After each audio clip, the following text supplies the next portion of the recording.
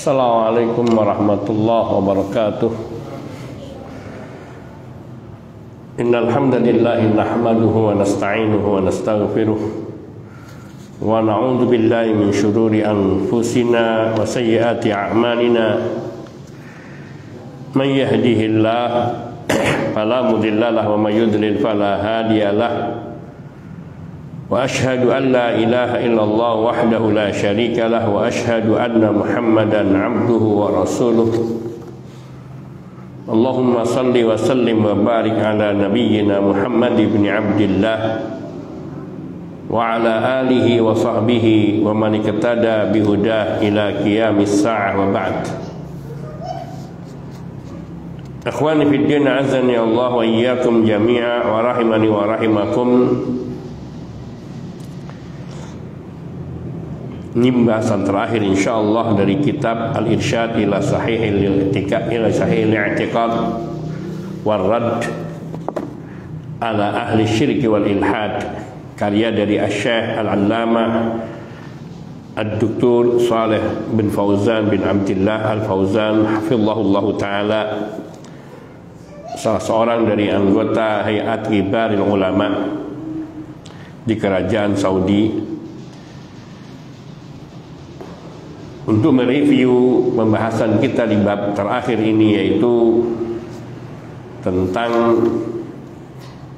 peringatan para ulama, peringatan agama ini tentang bahaya bid'ah, peringatan terhadap bahaya bid'ah. Dan bahaya bid'ah ini sangat besar sekali, yang kita harus memahami dengan baik dan benar serta proporsional, sehingga tidak mengabaikan tentang bahaya bid'ah yang telah diperingatkan dengan keras oleh agama, serta tidak salah memahami tentang makna bid'ah sebagaimana yang mungkin tersebar di banyak masyarakat, yang mereka mengatakan bahwa seolah-olah orang yang dibid'ahkan sudah pasti masuk neraka dan tidak ada celah baginya untuk kembali kepada sunnah.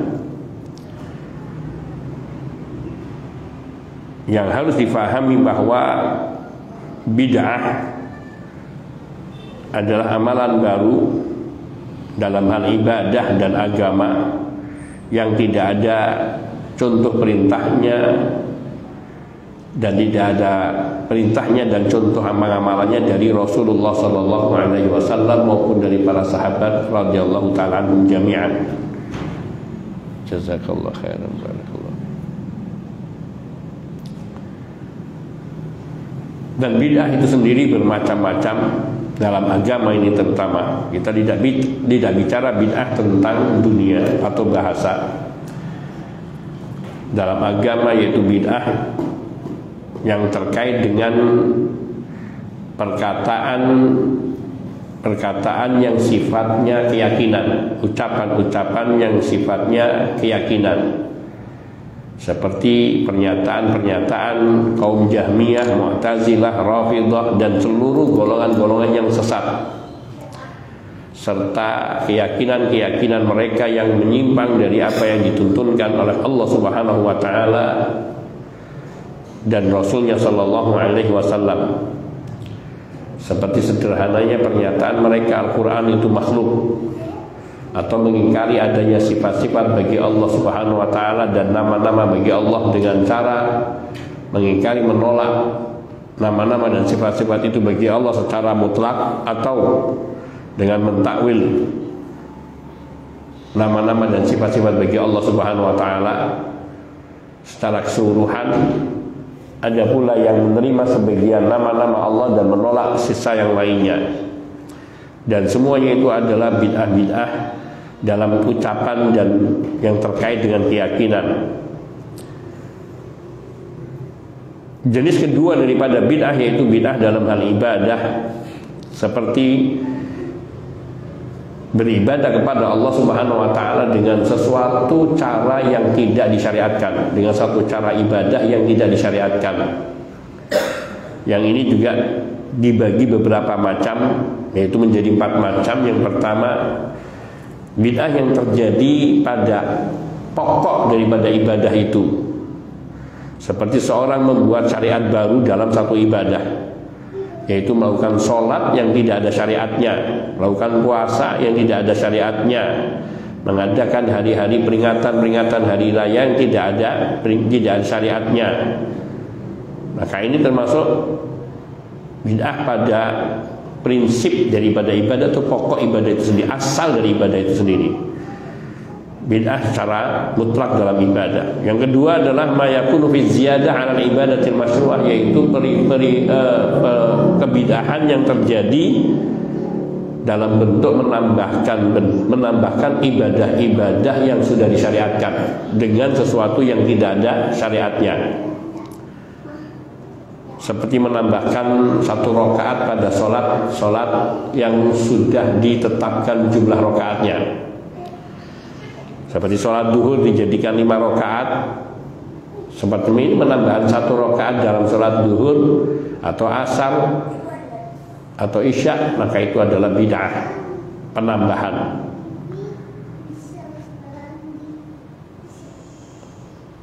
Jenis ketiga mayakunu fi sifati adail ibadah, yaitu bid'ah yang terjadi dalam tata cara pelaksanaan ibadah. Dalam tata cara pelaksanaan ibadah, yaitu melakukan satu ibadah dengan cara-cara yang tidak disyariatkan. Seperti misalnya melakukan zikir-zikir yang disyariatkan dengan suara keras yang disenandungkan berjamaah, atau melakukan ibadah dengan memberatkan diri yang tidak ada dasar syariatnya, seperti misalnya puasa mutih atau puasa 40 hari, puasa mutih atau dengan berbuka yang hanya di tengah malam dengan segelas air yang kemudian disambung dengan puasa berikutnya. Yang ini semua adalah pelaksanaan ibadah dengan cara yang tidak disyariatkan. Atau yang keempat, yaitu bid'ah yang keempat dalam jenis ibadah, yaitu menentukan waktu-waktu tertentu untuk ibadah yang disyariatkan yang tidak ada dasarnya, yang tidak ditentukan oleh syariat, seperti berpuasa pada nisfu Sya'ban atau malam nisfu Sya'ban, atau beribadah puasa misalnya di bulan Rajab pada tanggal 1 sampai tanggal sekian. Asal puasa itu sendiri adalah sesuatu yang disyariatkan, tetapi ketika dilaksanakan dengan menetapkan keutamaan tertentu di waktu-waktu tertentu yang tidak ada dasar syariatnya, maka ini termasuk bid'ah. Dan bid'ah di dalam agama adalah haram dan sesat, karena Nabi SAW telah melarang, dan semua amalan bid'ah terlarang. Maka kalau ada orang yang melakukan satu bid'ah dari jenis-jenis ibadah yang telah diterangkan di atas, maka dia melakukan satu perbuatan yang haram. Karena Nabi SAW telah bersabda, wa iyyakum wa muhdatsatil umur fa inna kulla muhdatsatin bid'ah wa kulla bid'atin dhalalah. Rawahu Abu Dawud wa Tirmidzi wa qala haditsun hasanun sahih. Janganlah kalian membuat-buat hal baru di dalam agama, muhdatsatil umur. Fa inna kulla muhdatsatin bid'ah, karena sesuatu yang diada-adakan, dibuat-buat di dalam agama itu bid'ah, yaitu amalan-amalan baru yang tidak ada contohnya dan tidak ada dasar perintahnya. Wa kulla bid'atin, dan setiap yang bid'ah itu dhalalah, dan ini sabda Nabi.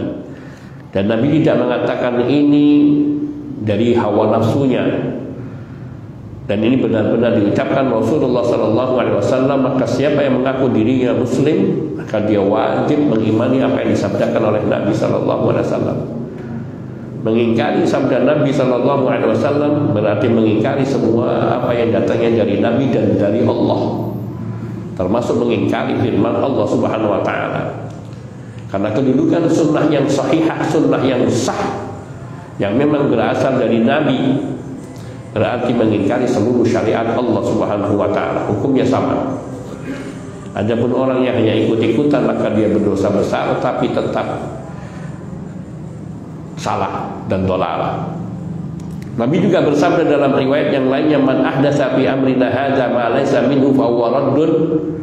Barang siapa yang membuat-buat di dalam urusan agama kami ini yang tidak ada dasar perintahnya dari kami, dari agama itu, fa huwa raddun, maka amalan itu radd, yaitu mardudun, tertolak. Dalam riwayat lainnya juga sahih diriwayatkan oleh Imam Muslim, yang sebelumnya diriwayatkan oleh Bukhari Muslim, yang ini diriwayatkan oleh Imam Muslim, dan yang lainnya Nabi bersabda, man amila amalan laisa alaihi amruna fa huwa raddun. Barang siapa beramal dengan satu amalan tertentu yang tidak ada dasar perintahnya dari kami, yaitu dari Islam, fa huwa raddun, maka amalan tersebut tertolak, artinya tidak diterima. Dan tidak hanya sekedar tertolak, sebagaimana hadis yang terdahulu yang diriwayatkan oleh Imam At-Tirmidzi, maka amalan yang dibuat-buat itu ia adalah sebuah kebid'ahan, dan setiap kebid'ahan itu adalah kesesatan. Dan yang disebutkan dalam riwayat yang lainnya bahwa setiap kesesatan itu diancam dengan neraka. Dan ini semua datangnya dari Nabi SAW dan bukan perkataan seorang ulama pun. Para ulama hanya menukilkan apa yang mereka terima dari riwayat dari Rasulullah SAW. Maka orang yang keberatan untuk membid'ahkan sesuatu yang bid'ah, maka dia berkeberatan dengan apa yang diajarkan dan ditetapkan oleh Rasulullah SAW. Dan orang yang berkeberatan terhadap apa yang disampaikan oleh Nabi, tidak ada yang lain seperti itu selain orang munafik. Wal'iyadu billah. Dan kita berlindung kepada Allah dari sifat-sifat kemunafikan. Maka hadis ini menunjukkan bahwa setiap yang dibuat-buat dalam urusan agama itu bid'ah, dan setiap bid'ah itu adalah sesat yang tertolak. Dan maknanya bahwa bid'ah di dalam ibadah maupun dalam keyakinan semuanya hukumnya haram. Akan tetapi ini yang menjadi catatan yang jangan disalahpahami, bahwa hukum haramnya dalam bid'ah itu sesuai dengan jenis kebid'ahannya. Ada yang jelas-jelas kufur bid'ahnya, nyata-nyata kufur, seperti orang yang tawaf mengelilingi kuburan, yang dia lakukan dalam rangka bertakarruf kepada yang di dalam kuburan itu, yaitu bertakarruf kepada ahlul kubur. Atau juga mempersembahkan sesembelihan kurban dan mempersembahkan nadarnya kepada kuburan atau penghuni kubur, atau berdoa memohon kepada penghuni kubur. Ini maka termasuk semua ini termasuk kebid'ahan yang jelas-jelas kufur. Atau juga pernyataan-pernyataan i'tiqadiyah yang dilakukan oleh Ghulatul Jahmiyah wal Mu'tazilah, yaitu kelompok ekstrim di kalangan Jahmiyah dan Mu'tazilah, kafir, yang mereka sampai meniadakan sifat secara mutlak bagi Allah, maka termasuk meniadakan sifat ilmu bagi Allah Subhanahu wa taala dan sifat al-khalqu, penciptaan dan sebagainya, maka mereka ini telah kafir. Dan juga ada sifat bid'ah yang ia sarana kepada kesyirikan. Yang pertama, kafir itu bisa dalam bentuk kesyirikan, dan yang selain kesyirikan yang menjatuhkan kepada kekufuran. Yang kedua, bid'ah yang sifatnya menghantarkan kepada terjadinya kesyirikan. Wasailus syirik, seperti membuat bangunan di dalam kubur, membuat bangunan pada kuburan, membuat bangunan di kuburan. Ini menjadi sarana syirik, bisa sampai kepada syirikan, meskipun asalnya tidak secara langsung dia syirik. Kembali kepada niat dan keyakinan di saat membuat bangunan di kuburan. Ketika memuliakan kuburan seorang yang dianggap wali, yang dia meyakini bahwa di dalam pembangunan ini ada keutamaan, dan bahwa memuliakan wali ini akan mendapatkan begini dan begitu, maka akan bisa menyeret. Apalagi kalau sampai merasa menghinakan ulama, menghinakan wali ini akan menjadi begini dan begitu, sehingga ia mensifati wali atau orang yang dianggap wali di dalam kubur itu seperti sifat-sifat Allah atau sebagian dari sifat Allah, maka dia kafir dan syirik. Dan ada pula yang bid'ahnya sifatnya kefasikan, tapi dalam kaitannya dengan keyakinan, seperti bid'ahnya kaum Khawarij, kaum Qadariyah, kaum Murji'ah, yang itu terjadi di dalam ucapan dan pernyataan mereka serta keyakinan mereka yang menyelisih dalil-dalil yang syar'i.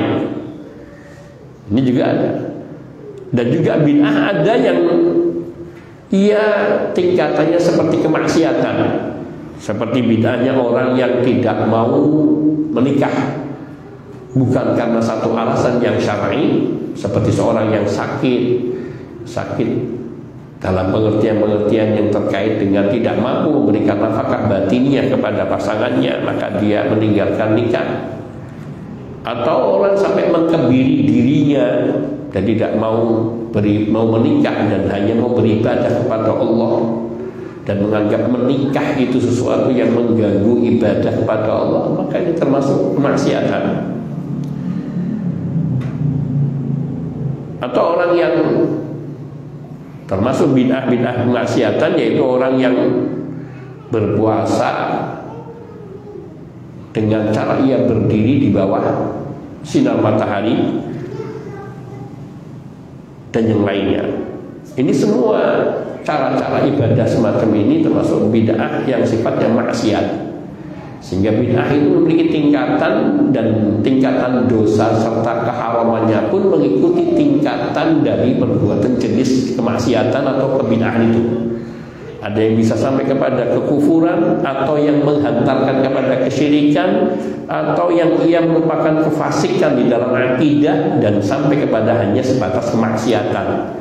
Dan kemaksiatan memiliki tingkatan sebagaimana di dalam dosa-dosa. Maka demikian pula dalam bid'ah yang sifatnya maksiat, maka dia juga memiliki tingkatan, sehingga ada yang mungkin terancam dengan kekal dalam neraka, dan ada yang dia hanya lama di neraka, dan ada yang dia mungkin diampuni di dunia tapi dengan ditimpakan berbagai macam ujian, sehingga Allah mengampuni dengan ujian-ujian dan musibah-musibah tersebut.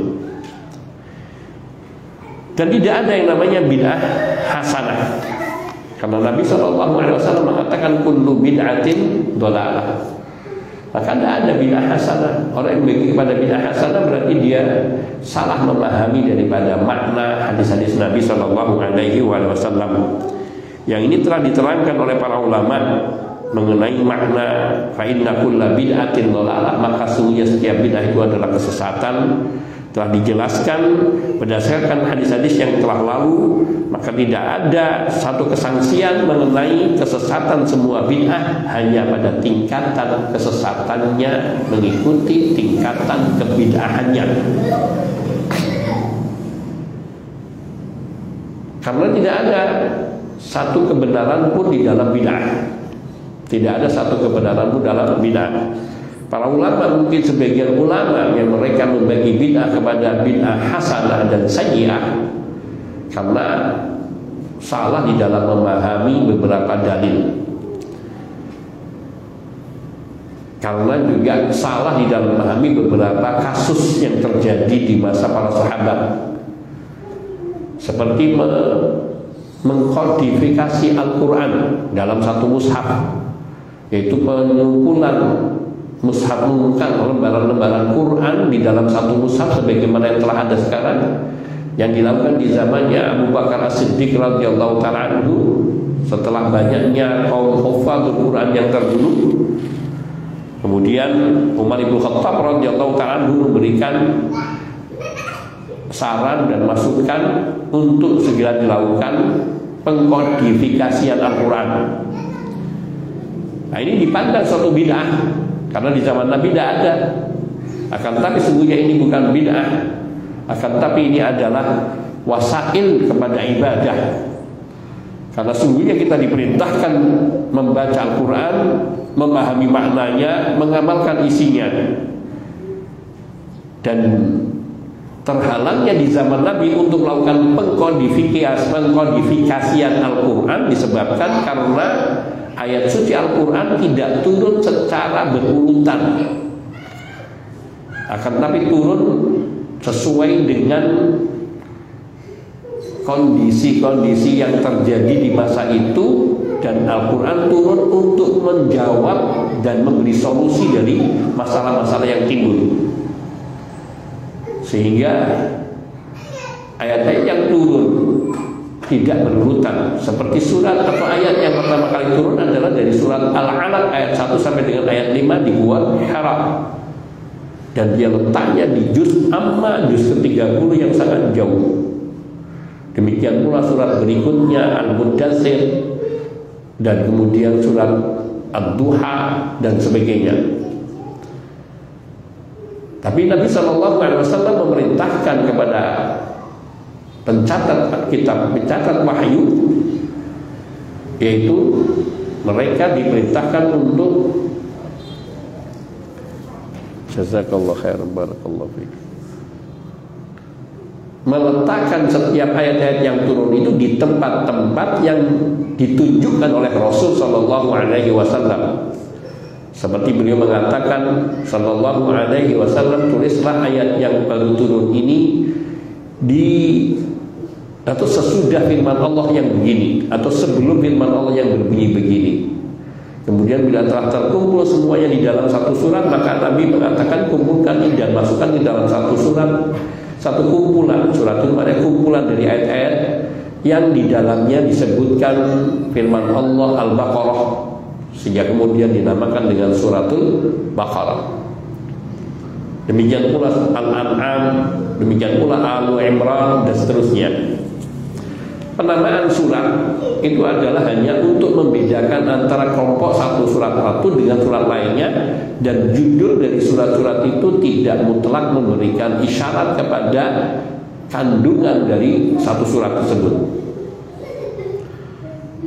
Karena dalam satu surat bisa terdapat banyak pelajaran-pelajaran yang tematis,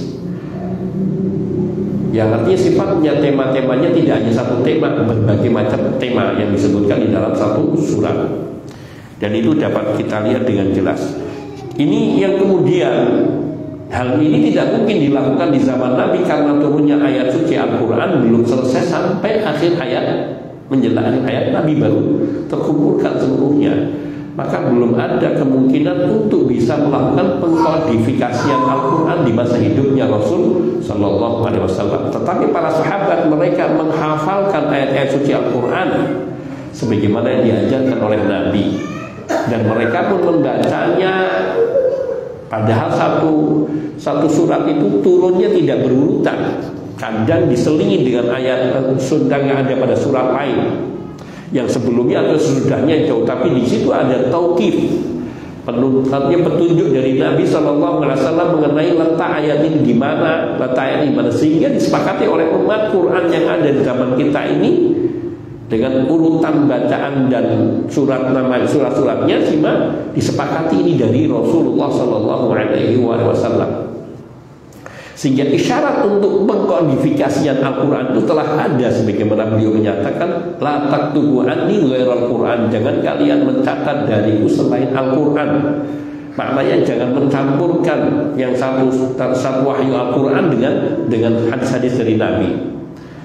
Sampai Nabi mengatakan, man kadzaba alayya muta'ammidan falyatabawwa maq'adahu minan nar. Barang siapa yang dengan sengaja mendustakan atas namaku, maka hendaknya dia menempatkan dirinya di neraka atau mencari tempat tinggalnya di neraka. Ini merupakan penegasan tentang adanya isyarat untuk menjaga Al-Quran agar tidak sampai hilang. Dan sampai akhir hayat Nabi Sallallahu Alaihi Wasallam, Al-Quran belum termushafkan secara rapih, namun bahwa isyarat urutan penamaan Quran dan surat-suratnya serta rangkaian satu ayat dengan ayat lainnya, kelompok ayat tertentu dengan kelompok ayat lainnya, semua berdasarkan petunjuk dari Nabi Sallallahu Alaihi Wasallam secara ijma atau mayoritas ulama. yang sekarang sudah dinyatakan sebagai ijma karena kita semua menerima apa yang ada di dalam mushaf Ar-Rasmul Utsmani.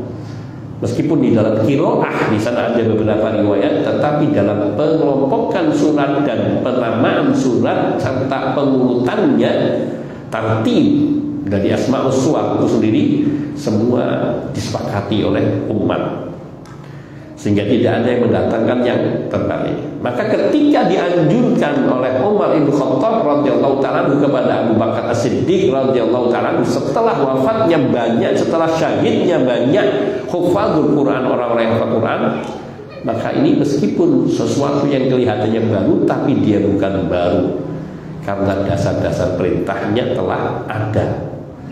Dan pengkodifikasian Al-Quran itu merupakan wasilah kepada perintah, wasilah kepada perintah untuk mempelajari Al-Quran, membacanya, menghayatinya, dan mengamalkannya. Dan bila itu tidak termaktub secara rapi, maka kita akan sulit, apalagi menghafalnya. Karena membaca bagi orang yang terutama bukan bangsa Arab, yang tidak kenal huruf Arab di awalnya, bila tidak ada satu mushaf yang berurutan yang jelas, maka akan sulit mempelajarinya. Ini satu contoh tentang, dan banyak lagi hal-hal yang dasarnya itu bukan bagian dalam ibadah, tapi yang menjadi sarana bagi tercapainya ibadah yang disyariatkan, maka dihukumi sebagai ibadah itu sendiri. Karena kaidah para ulama, al-wasail laha ahkamul maqasid, bahwa segala yang menjadi sarana untuk tercapainya satu ibadah, maka ia merupakan memiliki hukum ibadah itu sendiri. Sehingga mengushafkan Al-Quran meskipun tidak secara langsung diperintahkan, namun ia merupakan bagian dari tuntunan syariat. Demikian pula sholat tarawih dan yang lainnya. Kemudian kita tahu bahwa munculnya kebid'ahan itu di awal-awal Islam, yaitu di akhir-akhir masa para sahabat radhiyallahu ta'ala anhum jami'an. Dan kebid'ahan itu muncul di dalam bentuk kelompok-kelompok seperti bid'ahnya Qadar, yaitu bid'ahnya Qadariyah, bid'ahnya Irja' yaitu Murji'ah, bid'ahnya kelompok Syiah, bid'ahnya kelompok Khawarij, Mu'tazilah, Jahmiyah, Sufi dan sebagainya. Ini semua adalah terjadi di awal-awal atau di akhir-akhir kekhalifahan yang 3-4 mulai muncul itu. Benih-benih itu ada, dan semakin kesini semakin berkembang, dan pertumbuhannya di Al-Haramain yaitu Mekah dan Madinah, kemudian di Irak, Basrah dan Kufah, dan di Syam yang terdiri dari 3 negeri yaitu Yordan, Palestina, dan Syria. Ini mulai muncul kebid'ahan, tetapi yang di Haramain itu lebih sedikit dibandingkan dengan yang di lainnya. Dan sebab utama yang mendorong sampai terjadinya bid'ah adalah karena kebodohan terhadap hukum agama yang pertama. Yang kedua karena terlalu mengikuti, memperturutkan akal, pikiran, perasaan, hawa nafsu tanpa mendasari dalil-dalil. Bid'ah itu selalu muncul lebih dahulu dari dalilnya. Perbuatan bid'ahnya ada, muncul, baru kemudian setelah itu dicarikan dalilnya. Bid'ah beda dengan amalan-amalan yang syar'i. Amalan-amalan yang disyariatkan itu muncul karena ada dalil. Tapi kalau bid'ah, amalannya muncul dulu baru dicarikan dalil. Itu. Yang kedua, yang ketiga yaitu ta'assub atau fanatik kepada pendapat dan fanatik kepada individu, sosok individu tertentu. Karena kagum dengan kecerdasannya, karena kagum dengan keluasan ilmunya. Yang menilai juga bukan orang yang sepadan, sehingga penilaian mereka tidak bersandar kepada syariat. Dan yang keempat karena suka meniru-niru terhadap amalan orang-orang kafir. 4 perkara ini yang menjadi pokok yang paling utama mengapa terjadi ke berbagai bentuk kebid'ahan di dalam beragama. Kita akan lanjutkan ba'da adzanil isya wa sallallahu wasallam ala nabiyina Muhammadin wa alihi wa sahbihi ajma'in walhamdulillahi rabbil alamin.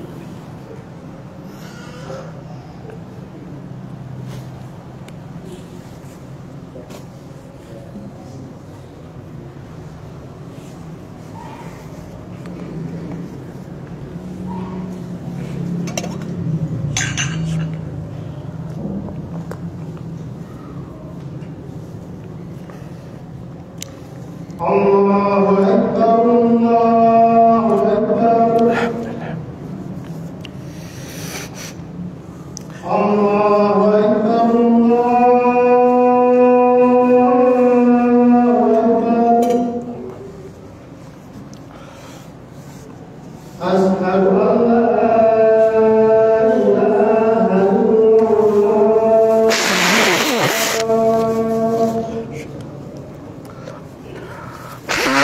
Asyhadu an la ilaha illallah.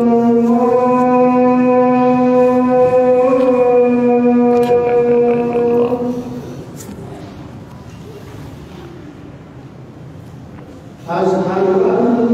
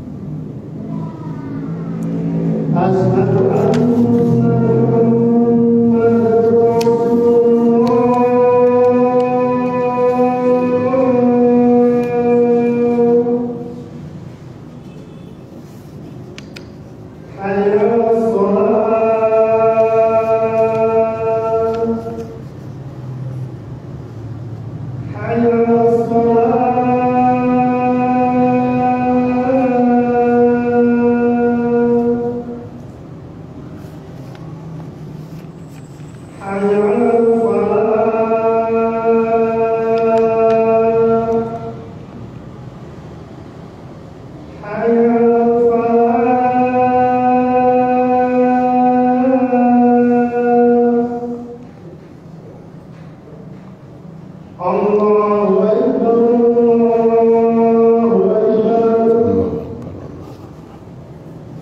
La ilaha illallah.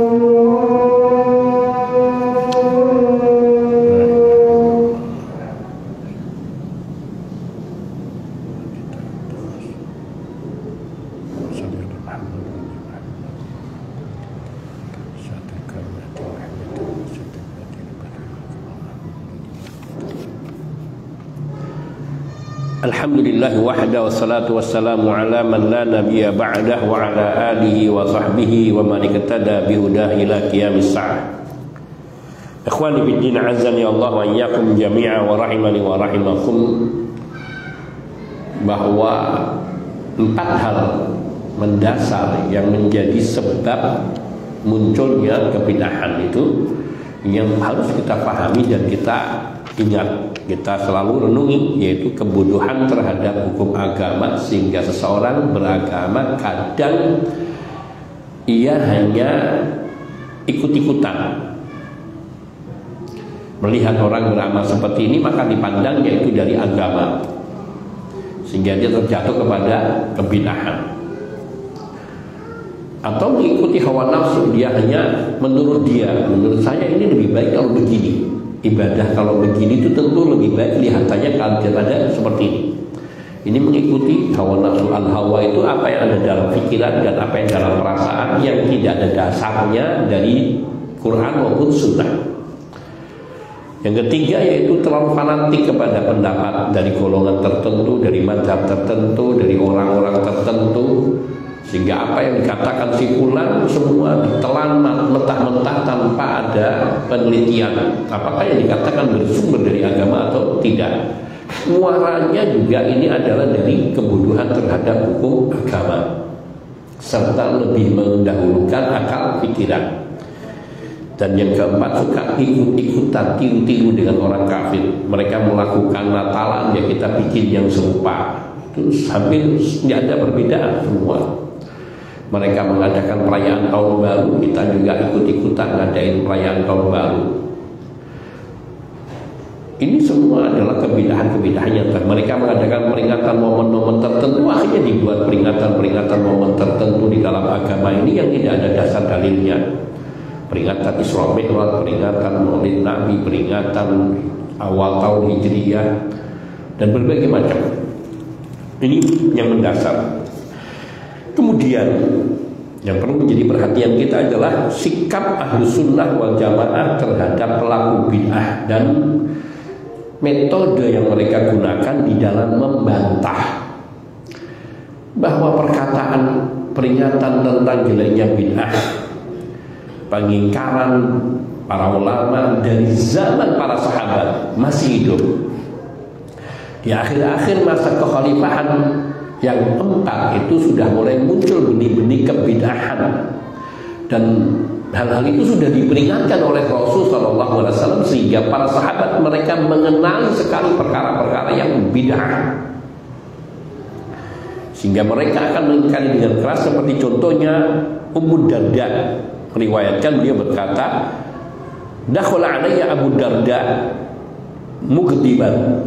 Abu Darda masuk rumah nemuin aku dalam keadaan tampak dia sedang marah. Fakultu lahu, aku tanyakan kepada Abu Darda, kata istrinya Ummu Darda, malah ada apa denganmu wahai Abu Darda? Maka beliau berkata, faqal wallahi ma a'rifihim syai'an min amri Muhammad illa annahum yusalluna jami'an. Rawahul Bukhari. Saking marahnya, dan saking marahnya sampai melihatnya berbagai macam penyimpangan di dalam beragama, sampai beliau mengatakan apa? Demi Allah, sumpah beliau, saya tidak mengetahui pada mereka. Beliau menunjuk kepada satu kelompok tertentu, sesuatu pun dari amalan mereka yang ia bersumber dari ajaran Nabi Muhammad SAW, min amri Muhammad, yakni min dini Muhammad SAW, dari agama atau ajaran Nabi Muhammad SAW. Saya tidak mengenali dari mereka pada diri mereka itu satu kelompok manusia, sesuatu pun dari ajaran Nabi Muhammad SAW yang mereka terapkan. Illa annahum shalluna jami'an, hanya saja mereka itu masih sholat, semuanya masih sholat. Maknanya yang masih sifatnya masih sama sesuai tuntunan sholat mereka. Adapun selain sholat mereka sudah banyak terjadi penyimpangan. Itu terjadi di zaman para sahabat masih hidup, meskipun tidak semua, meskipun sudah banyak yang meninggal. Maknanya lihat, kesesatan penyimpangan di zaman masih ada para sahabat yang semestinya mereka akan melihat apa yang dilakukan dan difahami, diajarkan oleh para sahabat di dalam beramal. Itu pun mereka tinggalkan. Sebagaimana kaum munafikin, mereka hidup di masa Rasulullah SAW, hidup bersama Rasulullah SAW, dan sholat di belakang Rasul SAW, bahkan duduk di majelis ilmunya Rasulullah SAW. Tapi mereka menyesal karena mereka mendewakan empat hal tadi. Mereka memahami agama dengan akal pikirannya, dengan perasaannya, dan tidak mengikuti petunjuk yang dituntunkan oleh Nabi. Sebagaimana yang terjadi di masa akhir para sahabat radhiyallahu ta'ala anhum jami'an. Mereka mestinya bisa mengambil ilmu dari para sahabat. Bahkan Abdullah ibn Abbas radhiyallahu ta'ala anhu setelah wafatnya Nabi SAW, beliau mengatakan apa? Ayo kita datangi para sahabat, kita ambil ilmu riwayat dari mereka yang mereka dapatkan. Karena Abdullah ibn Abbas radhiyallahu ta'ala anhu ketika beliau meninggal, ketika Nabi SAW meninggal dunia, umur beliau sekitar 13-an tahun. Ada satu riwayat menyebutkan 10, tapi dari penggabungan seluruhnya mengisyaratkan kepada sebut sekitar 13 tahun. Maknanya masih muda beliau. Maka beliau bersemangat belajar dari para sahabat radhiyallahu ta'ala anhum, sampai beliau datang dari jauh ke rumah seorang sahabat yang sudah tidak tinggal di Madinah atau di pelosok di ujung Madinah. Beliau datangi dan beliau tungguin di depan sampai sahabat itu keluar. Dan ketika sahabat itu keluar, maka di situ Abdullah ibn Abbas menyambutnya, kemudian meriwayatkan, yaitu mencatat apa yang didengar sahabat ini dari Rasulullah SAW. Maknanya tidak setiap orang yang hidup di tengah orang-orang yang alim, kadang mereka tidak mengenal orang yang betul-betul alim dan amil, yang berilmu dan beramal dengan ilmu, yang amalannya sesuai dengan ilmunya, yang ilmunya sesuai dengan sumbernya. Kalau di masa masih ada sahabat yang jelas-jelas mereka adalah sebaik-baik umat, sebagaimana pernyataan Rasulullah SAW, apalagi di masa-masa sekarang, di masa masih ada para sahabat radhiyallahu ta'ala, para sahabat radhiyallahu ta'ala, mereka banyak di antara umat yang hidup di masa para sahabat ini, mereka menyimpang. Sebagaimana yang hidup di zaman Nabi, ada kaum munafikin yang menyimpang. Kalau kafir sudah jelas tidak akan dipermasalahkan, mereka sudah kafir.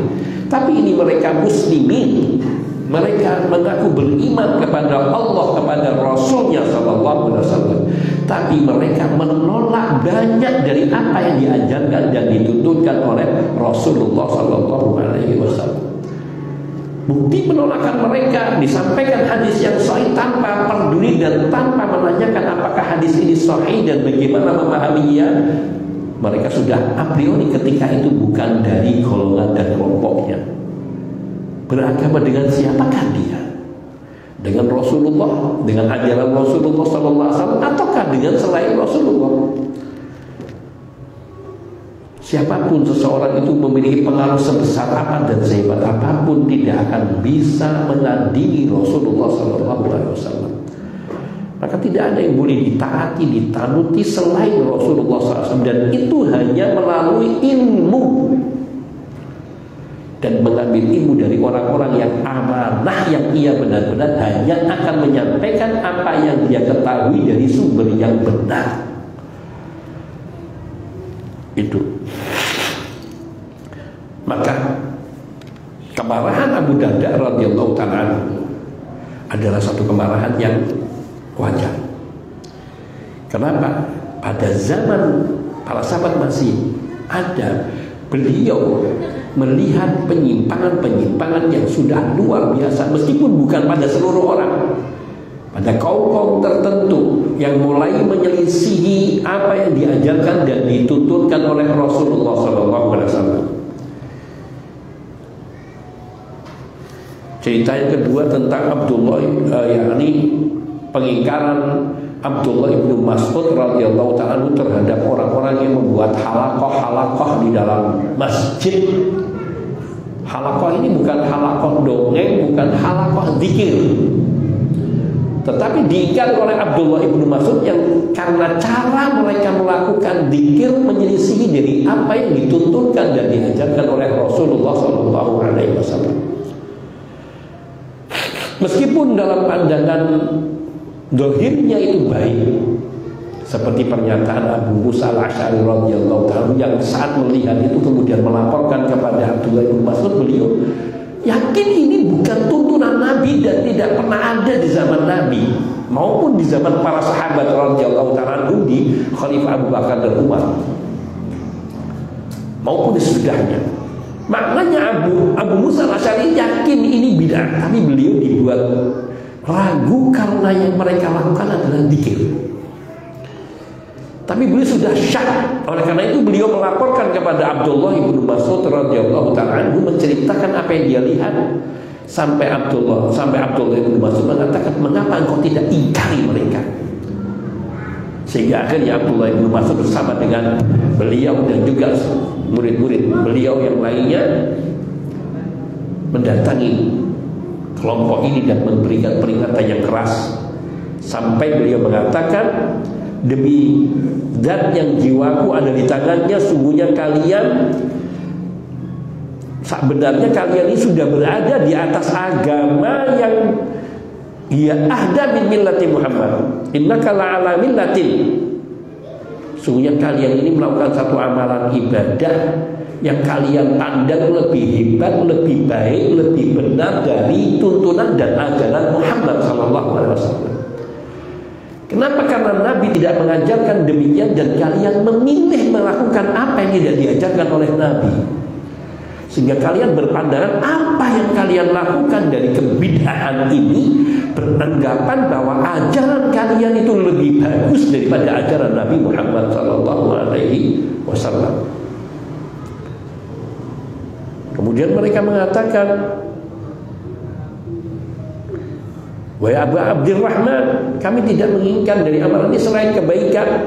Maka beliau mengatakan, wa kam muridin lil khairi lan yusibahu. Banyak orang yang ingin kebaikan tapi tidak mendapatkan kebaikan itu ketika salah cara menginginkan atau ingin menginginkan kebaikan itu. Dan Rasulullah SAW telah menyampaikan kepada para sahabat radhiyallahu ta'ala anhum bahwa nanti akan ada satu kaum yang mereka membaca Al-Quran tapi la yujawizu taraqiyahum. Al-Quran itu enggak melewati atau enggak sampai lewat ke kerongkongannya. Artinya cuma di mulut. Di mulut artinya apa yang dia pahami dari yang dibacanya salah kaprah jauh dari apa yang dikehendaki oleh Allah dan Rasul SAW. Sampai Abdullah ibn Mas'ud mengatakan, wallahi demi Allah wa aimullah, saya tidak tahu barangkali kebanyakan mereka yang membaca Al-Quran tidak sampai ke kerongkongan seperti yang disabdakan itu kebanyakan dari kalian. Dan benar apa yang dikatakan Abdullah bin Mas'ud. Salah satu dari perawi di sini yaitu Amr bin Salamah mengatakan, kami melihat kebanyakan orang-orang yang memerangi kami pada peperangan Nahrawan, kami melawan kaum Khawarij, kebanyakan mereka yang duduk di majelis itu. Satu bukti bahwa bid'ah tidak ada baiknya. Dan bid'ah mengantarkan kepada kesesatan, penyimpangan, sampai mereka tega dan rela berperang melawan para sahabat. Lihat kaum Khawarij, mereka bukan orang yang tidak tahu agama, tapi mereka adalah orang-orang yang sangat ngerti agama. Ini dua. Maka jangan merasa kita melihat kebenaran sampai kita yakin itu benar dari sumber yang benar, dari orang yang menyampaikannya kita yakin itu benar, atau paling tidak kita tahu sumber utamanya apa. Ketiga, ketika ada orang datang kepada Imam Malik bin Anas rahimahullah ta'ala menanyakan, saya mau berhaji, dari mana saya harus ihram? Maka dikatakan oleh Imam Malik bin Anas rahimahullah ta'ala, yakni dari mikot yang telah ditentukan oleh Rasul SAW dan di tempat di mana Nabi berihram atau di mana Nabi mengizinkan orang berihram. Maka orang itu mengatakan, bagaimana kalau saya berihram lebih jauh sebelum tempat ihram? Misalnya ihramnya harusnya di Dzulhulaifah. Bagaimana kalau saya berihram dari kota Madinahnya belum sampai Dzulhulaifah, sudah ihram dulu? Kan ini akan lebih bagus, saya berarti sudah mempersiapkan diri untuk berpakaian ihram dan melaksanakan haji sudah lebih jauh sebelum ke tempat yang ditentukan. Maka berkata Imam Malik, saya berpendapat tidak demikian. Orang itu bertanya, mata kerau min dzalik, lalu apa yang kamu tidak sukai kalau saya berihram jauh sebelum tempat yang ditentukan oleh Nabi? Kan semakin lama saya berihram dan itu akan semakin baik. Akrahu alaika fitnah, saya tidak suka kalau nanti kamu bisa terkena fitnah. Orang itu maksudnya, ya ayu fitnatin fizdiyadil khair. Fitnah apa yang bisa terjadi ketika seseorang menambahkan kebaikan dalam ibadahnya? Maka Imam Malik mengatakan, maka sungguhnya Allah Subhanahu wa taala telah berfirman di dalam surat An-Nur ayat 63, falyahdharil ladzina yukhalifuna an amri an tusibahum fitnatun aw yusibahum adzabun alim. Orang-orang yang menyelisih perintah Rasul SAW hendaknya takut terkena fitnah. Hendaknya orang-orang yang menyelisih perintah Rasul SAW, yang yaitu berihram dari tempat yang di luar tempat yang ditentukan oleh Nabi, hendaknya dia takut terkena fitnah. Lihat, kalimat Imam Malik sangat bersandar kepada dalil ketika beliau mengatakan akrahu alaikal fitnah. Aku takut alaikal fitnah, aku takut kamu kena fitnah. Aku khawatir, aku tidak suka kalau kamu nanti akan terkena fitnah ketika kamu melakukan ihram di luar tempat yang ditentukan oleh Nabi. Meskipun orang itu berniat baik, tujuannya baik, saya ingin menambahkan ihram saya supaya lebih lama, lebih jauh lagi. Maka mana fitnahnya? Aku takut kamu terkena fitnah karena Allah berfirman falyahdharil ladzina yukhalifuna an amrihi an tusibahum fitnah. Hendaknya orang yang menyelisih tuntunan dan perintah Rasulullah SAW takut terkena fitnah. Au yusibahu adzabun alim, atau dia akan terkena azab yang pedih. Kemudian Imam Malik mengatakan wa ayyu fitnatin a'dham. Fitnah mana ada fitnah yang lebih besar? Fitnah manakah yang lebih besar? Min annaka, ketika engkau, daripada ketika engkau mengkhususkan suatu keutamaan dalam ibadah yang tidak dikhususkan oleh Rasulullah SAW. Ketika engkau memandang lebih baik lebih baik berihram dari tempat yang lebih jauh dari mikot yang ditentukan oleh Nabi, ketika engkau memandang itu lebih baik, maka itu fitnah yang lebih besar memandang dirimu lebih hebat dari Rasulullah SAW. Kesimpulannya dari pernyataan Imam Malik bin Anas Darul Hijrah, Imam Darul Hijrah, yaitu ketika seseorang berbuat bid'ah, dia sudah bersikap sombong kepada Allah dan Rasulnya sallallahu alaihi wasallam. Karena ketika dia melakukan sesuatu yang tidak disyariatkan dan memandang baik, dia sudah berpendapat bahwa dirinya lebih bagus, lebih hebat dari Allah dan Rasulnya sallallahu alaihi wasallam. Dan ini contohnya, contoh-contoh pengingkaran dari para sahabat, dan masih ratusan riwayat yang terkait dengan pengingkaran para ulama dahulu terhadap bid'ah, yang zaman ini justru yang mengingkari bid'ah yang mereka diingkari. Dan manhaj ahlu sunnah wal jamaah di dalam membantah ahlu bid'ah yaitu selalu bersandar kepada kitabullah dan sunnah Rasul sallallahu alaihi wasallam yang memerintahkan untuk berpegang teguh dengan sunnah dan melarang dari berbagai bentuk bid'ah dan perkara-perkara yang diada-adakan, dengan cara mereka menentangnya di dalam khutbah-khutbah mereka, dalam nasihat-nasihat mereka, di dalam kitab-kitab yang mereka tulis. Dan sangat banyak sekali dari zaman dulu sampai dengan zaman sekarang, selalu ada para ulama yang selalu menulis tentang bid'ah. Kemudian sebagai penutup, yakni ma yu'amalu bihil mubtadi'ah, bagaimana bersikap atau menyikapi orang yang berbuat bid'ah. Kita dilarang untuk mendatangi ahlu bid'ah, tokohnya, kemudian duduk bermajlis dengan mereka, mengambil ilmu dari mereka. Bukan berarti orang ahlu bid'ah tidak ada kebaikannya, banyak kebaikan, tapi penyimpangannya lebih berbahaya daripada kebaikan. Syubhat-syubhatnya itu akan bisa merusak akidah yang benar.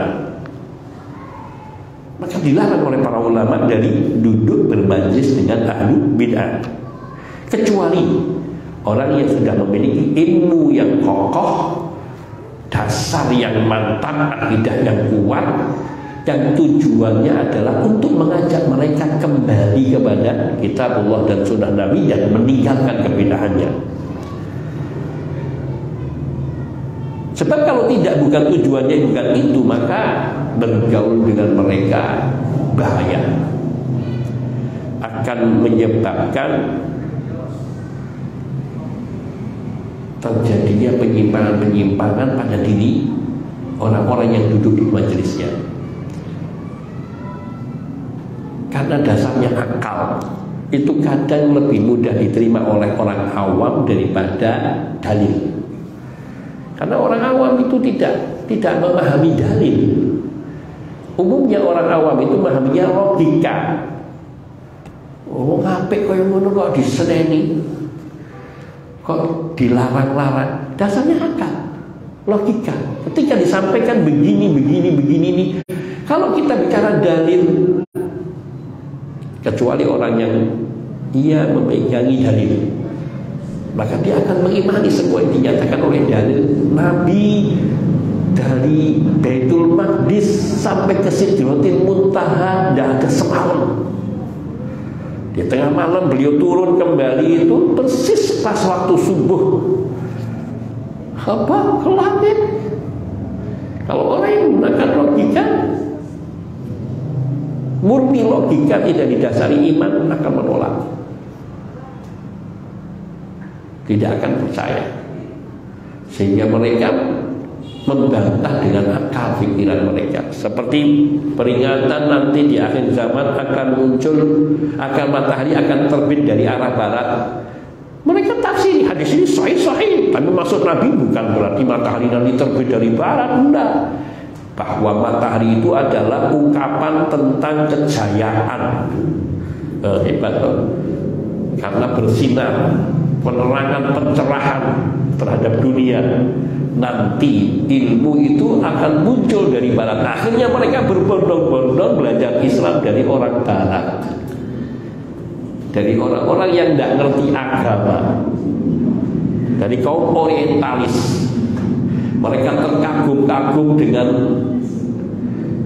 kajian-kajian ilmiah kaum orientalis yang hakikatnya tujuannya untuk merusak Islam dan bukan untuk mendapatkan hidayah. Maka banyak terjadi, dan ini yang terjadi, sehingga banyak orang, lebih banyak orang yang kadang menerima dalilnya dari John Lennon atau apa yang, kalau tokoh-tokoh ilmuwan nggak tahu apalagi yang Grace siapa, Jude siapa, Jeb Bush misalnya. Tapi ketika disampaikan sebuah hadis dari Rasulullah SAW, mereka berpaling.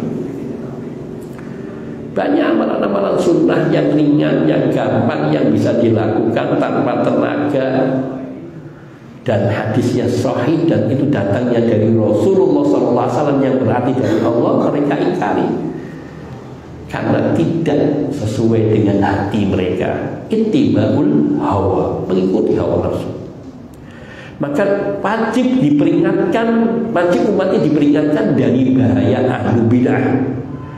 Wa min syarrihim idza lam yamkin ahdu ala aidihim wa man'ihim min muzawalatil bid'ah wa illa fa innahu yajibu ala ulama'il muslimin wa ulati umurihim man'ul bid'ah wal ahdu ala aidil mubtadi'a wa rad'uhum an syarrihim li anna khatarahum ala al-islam syadid. Harus diperingatkan tentang bahaya ahlu bid'ah dan diperingatkan umat dari kaum ahlu bid'ah apabila mereka tidak dapat, yaitu membimbing para pelaku bid'ah ini untuk menghilangkan kebid'ahannya. Kalau kita tidak bisa menghilangkan kebid'ahan itu dari para pelaku bid'ah, dan tidak bisa kita mencegah mereka berhenti dari melakukan kebid'ahan, maka kewajiban kaum muslimin, para ulama kaum muslimin, dan para pemerintah penguasa dan tokoh-tokoh agama dan tokoh-tokoh negeri untuk melarang perbuatan bid'ah itu. Pemerintah yang berkuasa, dan menghukum para pelaku bid'ahnya, serta mencela keburukan bid'ah mereka, dan mencela, memperingatkan umat dari bahaya mereka. Karena pengaruh yang buruk dari para pelaku bid'ah itu sangat luar biasa dalam keagamaan umat. Kalau mereka, para pelaku bid'ah, dibiarkan, inilah yang terjadi, sehingga bid'ah itu dianggap sunnah. Artinya orang tidak ada yang heran dan tidak ada pengingkaran, apalagi membenci terhadap pelaku bid'ah, karena sudah dianggap sunnah. Sebaliknya orang yang mengamalkan sunnah justru dicurigai. Ini orang ngapain begini? Ini nggak ada ini. Kenapa? Karena sunnahnya sudah tenggelam hilang. Ketika ada orang melakukan sunnah, dia akan ingkar, dia anggap itu yang bid'ah, dan itu yang terjadi. Tsumma innahu yajibu ayyu'lam, tsumma innahu yajibu ayya'lam anna du'alal kufri tusyajji'ul bid'ah mubtadi'ata ala nasri bid'atin. Yang wajib diketahui bahwa negara-negara kafir mereka mendukung kuat terhadap penyebaran perbuatan bid'ah dan pelaku bid'ah. Didukung para pelaku bid'ah itu untuk menyebarkan kebid'ahan mereka dengan dana yang besar dan dengan cara apa saja. Belakangan ini, baru-baru ini, naudzubillah, ada tokoh politik Swedia yang membakar Al-Quran, kemudian meletakkan, membuangnya Al-Quran yang dibakar itu di tanah, disaksikan orang banyak. La'natullah alaih. Pasti Allah yang akan membalasnya, karena sungguhnya tidak mungkin Allah ridha dengan perbuatan manusia yang busuk seperti ini. Lihat nanti berita berikutnya akan muncul bagaimana kondisi orang yang membakar Al-Quran. Lain membakar Al-Quran yang tujuannya untuk menyelamatkan Al-Quran dari kerusakan. Misalnya Al-Quran sudah banyak hilang, halamannya sudah nggak berurutan. Ini kalau tengah-tengahnya hilang, kemudian orang membacanya lewat, nggak kenal, nggak tahu huruf nggak mengenal urutan huruf bahasa Arab, sehingga dari 7 langsung ke 11. Ini kan ada yang hilang, 9-10-nya, 8-9-10-nya hilang, kemudian dia nggak ngerti, kemudian dia memaknai akan parah. Maka kondisi seperti itu baru Quran yang rusak seperti ini ketika tidak bisa diperbaiki, dibakar, kemudian abunya dipendam. Tapi kalau orang memegang Al-Quran yang masih bagus, masih sempurna, masih baru, kemudian sengaja dia bakar, ini tujuannya menghina, hati-hati. Seperti ini. Negara-negara kafir mempromosikan, mendukung dan memberikan support, karena tujuan mereka ingin membasmi Islam dan akan merusak wajah Islam yang sebenarnya, sehingga mereka tidak akan melakukan penentangan terhadap para pelaku bid'ah, bahkan mereka senang. Beda dengan orang-orang yang bersemangat untuk mengamalkan kemurnian Islam, justru mereka takut meskipun itu kelompok kecil. Tapi kalau mereka pelaku bid'ah yang banyak melakukan kebid'ahan dalam Islam, meskipun besar jumlahnya, buat orang barat tidak apa-apa, karena mereka gampang dikompromi. Kita semua hendaknya senantiasa memohon kepada Allah Azza wa Jalla, semoga Allah memberikan pertolongan kepada agamanya dan meninggikan kalimatnya dan merendahkan serta menghinakan musuh-musuhnya. Dan akhirnya kita alhamdulillah telah menyelesaikan bahasan kitab ini, dan insya Allah kita akan melanjutkan bahasan baru. Mudah-mudahan Allah memberikan kekuatan kepada kita untuk bersama mempelajari yang baru, yaitu kita ingin berusaha mengenal Allah Subhanahu wa Ta'ala sedekat-dekatnya melalui Asmaul Husna, melalui nama-nama Allah Subhanahu wa Ta'ala, sehingga kita paham dan mengerti sedalam-dalam mungkin tentang nama-nama Allah Subhanahu wa Ta'ala, dari Ar-Rahman sampai seterusnya, seperti yang tersebut di dalam kitab suci Al-Quran maupun dari sabda-sabda Nabi Sallallahu Alaihi Wasallam, yaitu dari karya Syekh Abdul Razak bin Abdul Muhsin Al-Abad Al-Badr hafizahumullah ta'ala. Kitabnya judulnya Fiqhul Asma'il Husna, insyaallah ta'ala. Semoga Allah berikan kemudahan kepada kita semua. Wa sallallahu wa sallam ala nabiyyina Muhammadin wa alihi wa sahbihi ajma'in, walhamdulillahi rabbil alamin. Subhanakallahumma bihamdika asyhadu an la ilaha illa anta astaghfiruka wa atubu ilaik. Assalamualaikum warahmatullahi wabarakatuh. Nah, fadhal. Jadi maksud perkataan Umar bin Khattab sebagai bid'ah berat ini. Barakallahu fiik, jazakallahu khairan. Sebaik-baik bid'ah adalah hal ini, yaitu sholat tarawih berjamaah. Perkataan Umar bin Khattab radhiyallahu anhu tidak beliau memaksudkan bid'ah dalam pengertian syariat, tapi bid'ah dalam pengertian bahasa. Asal makna bid'ah dalam bahasa itu adalah hal yang baru, Hal yang baru yang dimasukkan di sini adalah tradisi, yakni tradisi amalan ini baru pada zamannya Umar bin Khattab. Karena sebelum Umar, bahkan di awal pemerintahan khilafah Umar, belum ada yang melakukan sholat berjamaah secara rutin. Sholat tarawih berjamaah secara rutin dipimpin oleh satu imam. Adapun orang melakukan sholat tarawih berjamaah sudah ada banyak, tapi tidak terkumpulkan oleh satu imam. Sekelompok orang sholat, nanti yang lainnya masih baca Quran, nanti ada lagi datang sholat lagi bersama dengan beberapa orang lainnya. Mereka terpisah-pisah. Hal itu karena Nabi SAW pernah melakukannya. Kalau Nabi pernah melakukannya dan tidak pernah beliau menghapuskan pengamalannya, maka itu amalannya sunnah. Hanya saja Nabi tidak mau kalau seandainya itu dilakukan terus-menerus oleh Rasulullah SAW yang kemudian Allah akan mewajibkannya. Itu yang dikhawatirkan Nabi. Maka Nabi tidak melakukan. Apakah kemudian kalau Nabi tidak berjamaah, kemudian para sahabat tidak berjamaah mereka? Karena ada hadis yang sahih yang menyebutkan barang siapa yang sholat bersama imamnya sampai selesai imam, maka dicatat untuknya seperti dia sholat sepanjang malamnya. Dan Nabi juga pernah melakukan sholat tarawih berjamaah bersama para sahabat, tetapi tidak terus-menerus. Karena tadi khawatir itu terjadi kewajiban. Tapi Nabi tidak pernah melarang orang untuk sholat berjamaah. Kekhawatiran apa yang kemudian dilakukan oleh Nabi dibiarkan sampai beliau wafat, tidak melakukan secara berjamaah bersama-sama oleh satu imam. Dan hal itu masih dipegangi oleh Abu Bakar As-Siddiq radhiyallahu ta'ala. Demikian pula Umar bin Khattab radhiyallahu ta'ala, di awal kekhalifahannya beliau belum melakukan itu. Kemudian beliau menganalisa, merenungi, yang beliau memandang akan sangat bagus sekali apa yang sudah pernah diajarkan Nabi dihidupkan lagi.